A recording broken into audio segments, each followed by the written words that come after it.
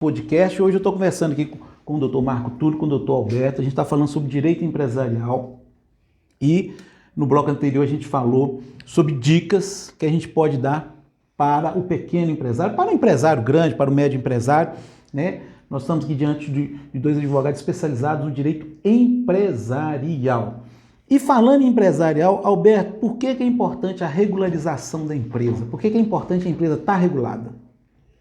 Principalmente para o fisco, não ter problema com o fisco, está regularizado, se está tudo certinho. O fisco é a Receita Federal. Isso, né?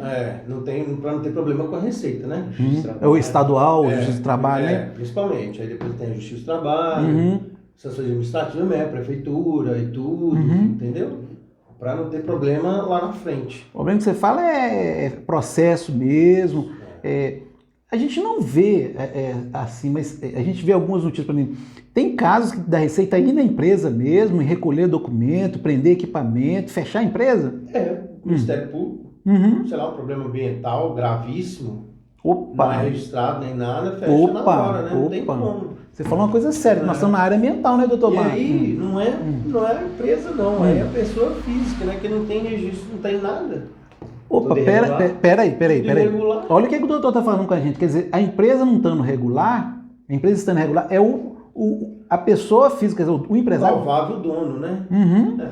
Isso não só na área ambiental, na própria área empresarial mesmo. É mesmo? Seja em obrigações civis, seja em obrigações trabalhistas. Quem vai responder é a pessoa física. Isso. É mesmo? Então o cara está ali. Se tiver mais sócios, todos respondem. Olha o que eles estão contando pra gente aqui, que é importante, porque a gente tem sempre aquela história do cara, eu estou dando tumé, né? Minha empresa não é registrada. Quer dizer, se a empresa não é registrada, quem responde, então, é o provável dono. É a pessoa física. A pessoa física é eu, você que está assistindo a gente. Isso é muito sério, doutor Marco. Muito. Né? Muito sério. Não é? Muito sério e gravíssimo, né? Porque às vezes o Alberto falou uma coisa muito correta. Hoje, a palavra chamada investidor está muito em voga. Em evidência. Ronaldinho, investidor, investiu no Cruzeiro. Só que pode ter certeza que esses investidores, tipo o Ronaldo no Cruzeiro, eles têm uma assessoria boa, fantástica. Para chegar a falar alguma coisa, porque já vai comprar alguma coisa, ele já investigou, ele já gastou com assessoria e tal. E a gente tem hoje que quebrar esse pensamento de que assessoria não vale a pena. Assessoria, como eu disse mais cedo, é uma forma também de você prevenir. Que a gente chama vulgarmente de entrar em roubadas. Né? Isso. Falando aqui num português. E é muito comum. A gente ouve isso todo dia, assim, toda hora. Eu acho muito bacana, por exemplo, quando a gente recebe lá no escritório alguma pessoa que fala assim, olha, eu gostaria que o senhor olhasse isso para mim e tal, não sei o quê, mas se vale a pena. Se pode ser feito? Então, quer dizer, pode ser feito? Olha a regularização daquela empresa. Porque o que está acontecendo hoje? As leis não vão acompanhar a mobilidade da sociedade, os anseios sociais. Né? Por exemplo, a própria Lei Geral de Proteção de Dados, ela foi assim.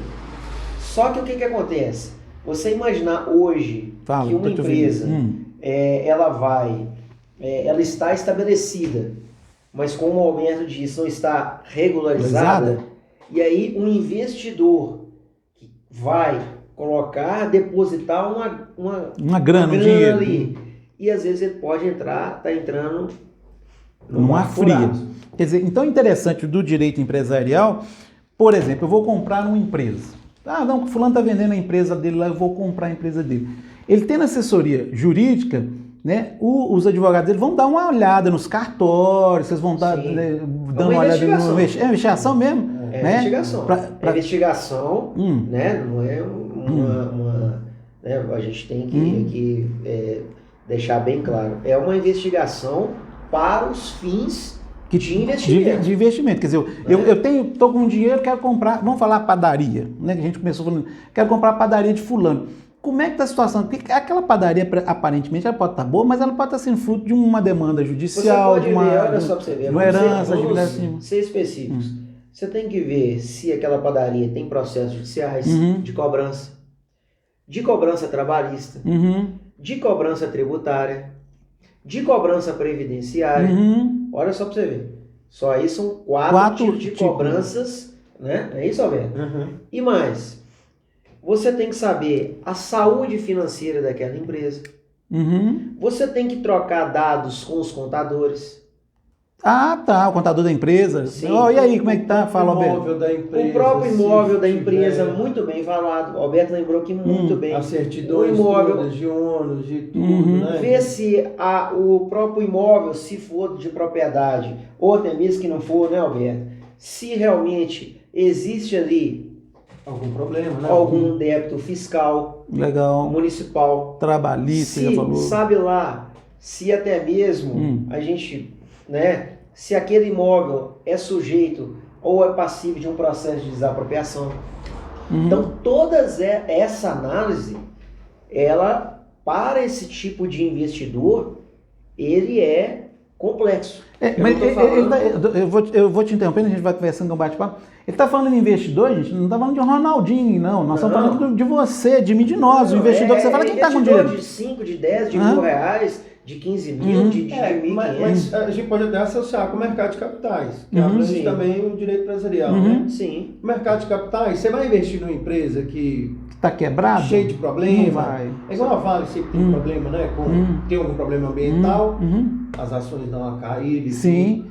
Então é isso que o Marco está falando. Legal, é bom saber disso, viu? Você vai comprar ações de alguém que está embaixo. Não, você mesmo falou do banco aí, que a gente não vamos citar não, mas teve dados que foram vazados. Naquela semana as ações do banco caíram. Sim.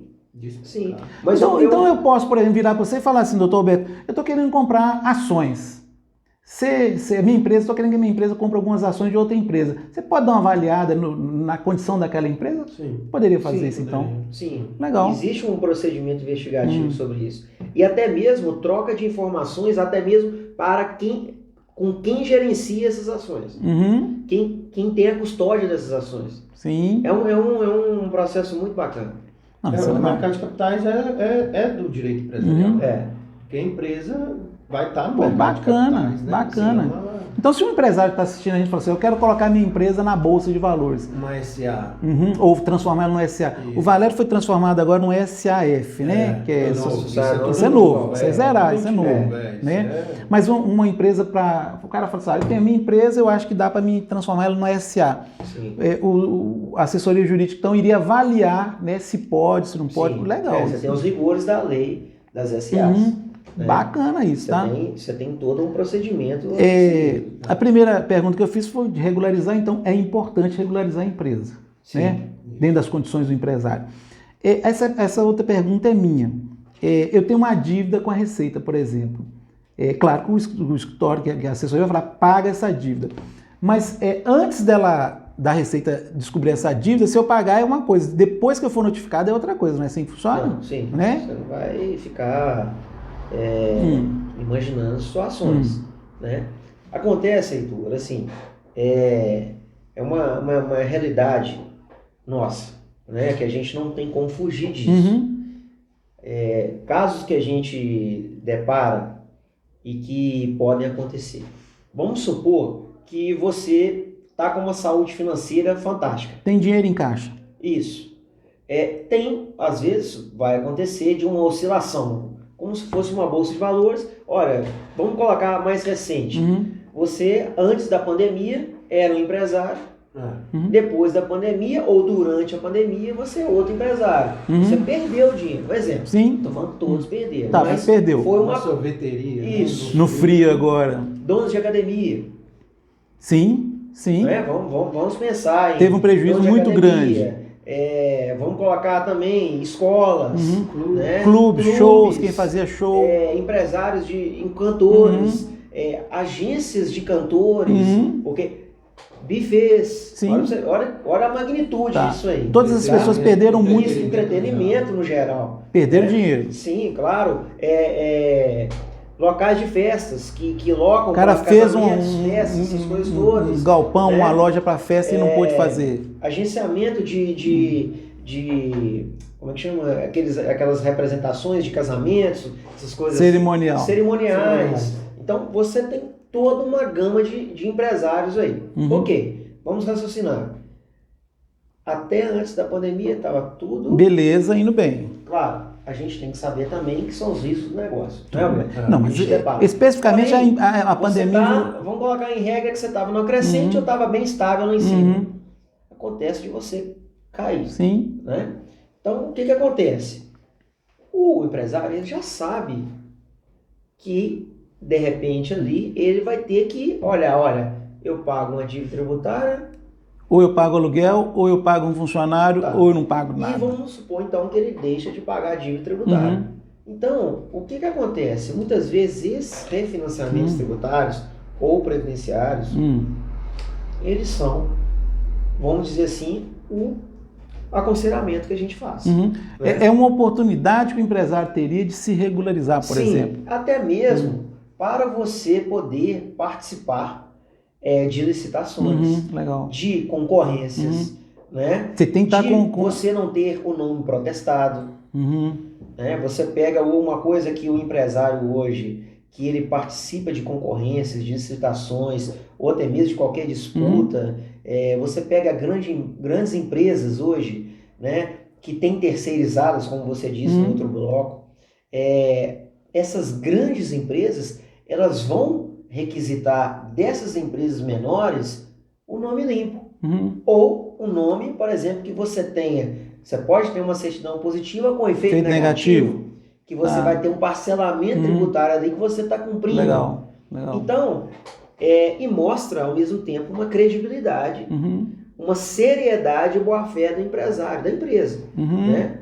Então, na verdade, esse direito... uma magnitude de possibilidades. É isso que eu ia falar. O direito empresarial, gente, eu não diria que ele é novo, né? Mas ele já existe, ele era praticado, eu vou usar a palavra vacaiado, não é vacaiado, mas ele era, agora há uma regularização, ficou mais fácil então, doutor Alberto, doutor Marco, tudo de eu estar dentro da lei, né? Dentro das minhas condições, até mesmo no financiamento numa dívida, seria interessante eu consultar o meu jurídico para saber, né? É vantagem eu fazer em 50, em 60 vezes, né? É vantagem eu pagar à vista, você tem um dinheiro... Você Ou precisa às saber. vezes você tem R$1 milhão em conta, vamos calcular, só a título de raciocínio. Às vezes você tem lá 1, 10, 15 milhões na sua conta, na sua conta empresarial, na sua conta de empresa, e você tem um maquinário de 2 milhões. Aí você fala assim, poxa vida, eu tenho dinheiro, eu vou lá e compro. Mas será que talvez não seja interessante você financiar aquela máquina e ter o dinheiro em caixa mais seguro para não destabilizar a sua estrutura? Entendi. Então, até essa parte aí, para você ter ideia, hoje o direito moderno entra. Agora, por exemplo, a minha empresa financiou, por exemplo, o trator. O advogado na linha empresarial, o escritório de vocês, ele teria condição de ver se eu estou pagando esse financiamento errado. Ou a mais. Porque tem isso. De carro tem isso. Vai ter de trator também. Sim. Às vezes você está pagando um financiamento que ele é abusivo. Sim. Né? É de 200 vezes mesmo. Só que tem trator de 50 mil, de 100 mil, de 200 mil. Tem trator de 2, 3 milhões. Quer dizer...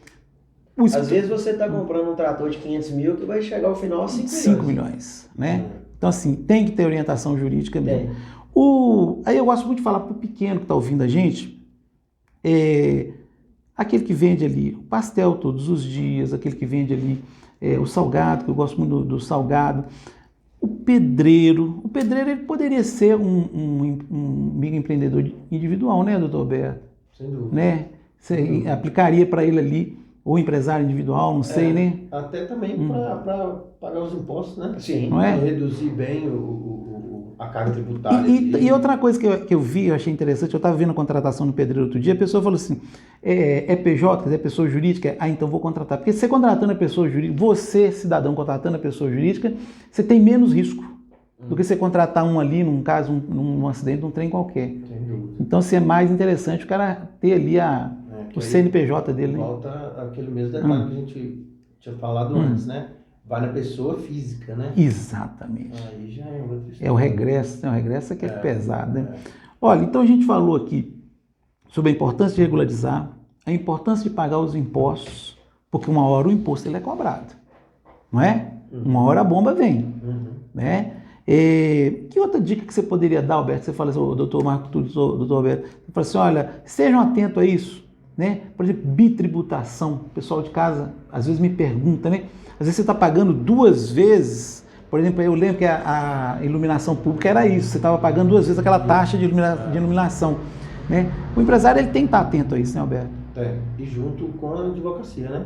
Junto com... Para ver aquela situação e às vezes até buscar, né? Hoje tem um produto muito moderno, uma prestação de serviço muito moderna, que é a recuperação de crédito tributário.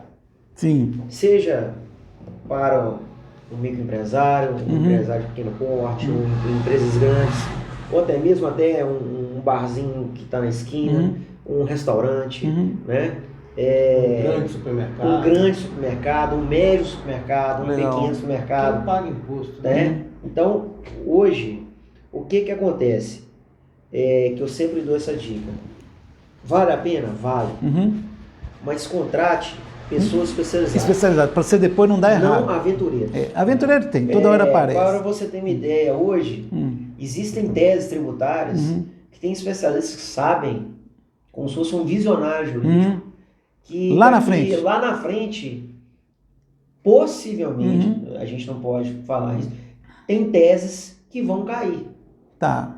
Então, por exemplo, que aquilo não vai mais te resguardar, que você não vai poder mais fazer, né? As compensações tributárias, ou até mesmo os créditos tributários. Eu queria, a gente já está fechando aqui já, pessoal, mas eu não posso deixar de perguntar o seguinte, questão trabalhista nas empresas, né? Todo empresário que está me ouvindo ali tem 1 funcionário, 2 funcionários, 3 funcionários. A assessoria jurídica, ela é muito importante nesse momento, né, doutor Alberto? Fundamental, né? Me fala como é que você vê isso, assim, o tratamento da lei trabalhista e da legislação trabalhista com a legislação empresarial, porque o empresário é empresário porque ele tem funcionário, né? E aquele funcionário, num determinado momento, ele vai entrar ou ele vai sair. Como é que vocês veem isso? Me fala, Alberto. Primeiro, o que o Marco falou, né?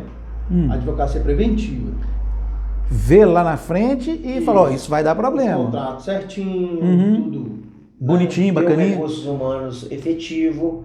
Sabe uma coisa, Heitor, que só complementando com o Alberto aqui, disse que eu acho que hoje é o que é a grande pedra de toque, por exemplo, nas relações empresariais, seja com o colaborador, para evitar uma demanda trabalhista. Demanda, eu falo, processo judicial, né?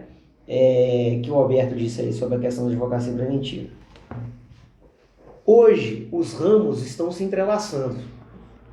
O que eu estou querendo dizer com isso? Você tem hoje um escritório de advocacia que conversa mais com o escritório de contabilidade, que conversa mais com recursos humanos, que conversa mais com a empresa de TI. Você tem que saber o que está acontecendo. Então, o que hoje acontece? Isso dentro da advocacia preventiva é o que a gente chama hoje de você não só mapear os dados daquela empresa, mas você ter o diálogo de diversas áreas.